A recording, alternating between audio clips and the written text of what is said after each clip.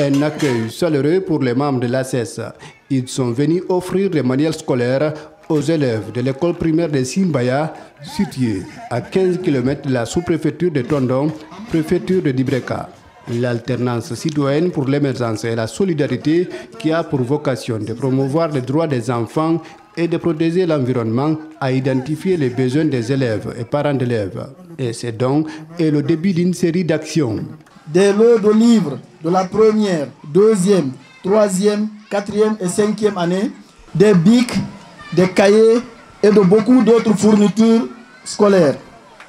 Ce geste est venu à point nommé, d'où cette forte mobilisation. Les bénéficiaires promettent d'en faire bon usage.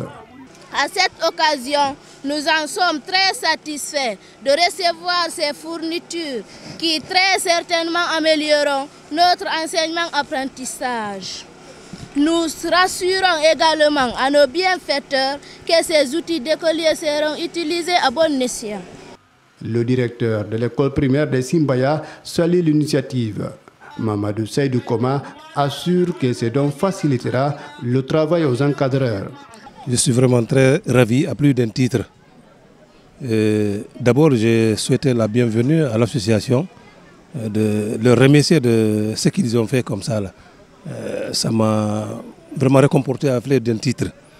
Je souhaite à ce que l'association aille de l'avant et qu'ils se retournent dans de très bonnes conditions dans leurs familles respectueuses. Le maire de la commune rurale de Tondon, les sages de Simbaya et les autorités locales ont également remercié ACES pour le don avant de formuler des prières pour la réussite de l'ONG.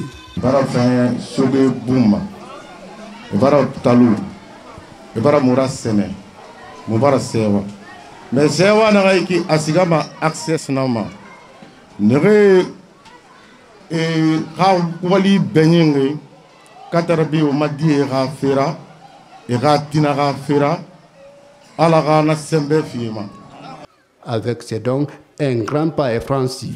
Mais le directeur indique qu'il y a beaucoup d'autres problèmes encore. Votre passage en venant ici, vous avez rencontré beaucoup d'obstacles avant d'être là.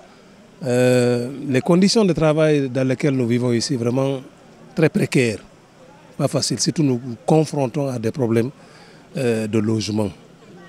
Ça vraiment, il faut que je vous souligne. Et le problème d'eau, il n'y a pas d'eau ici. Vous avez vu ici, il n'y a aucun point d'eau ici.